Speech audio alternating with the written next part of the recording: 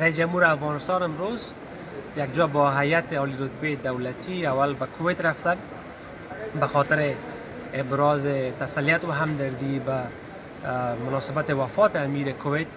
با امیر جدید کویت ملاقات کردن، با صدر اعظم کویت ملاقات کردن و روی گسترش روابط و مسائل عمده که مربوط به دو کشور است صحبت شد. حال بعد از کویت به قطر رسیدیم، در دوحه هستیم.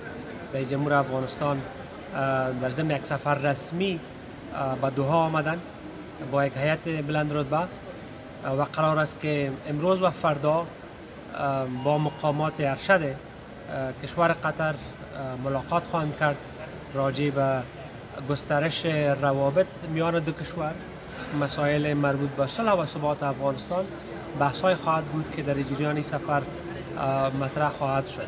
همچنان رئیس جمهور افغانستان با هیئت مذاکره کننده دولت جمهوری اسلامی افغانستان نیز امروز دیدار خواهند کرد. در پهلوی ازی با شماری از افغانای ما که مقیم در دوحه هستند نیز دیدار خواهند داشت.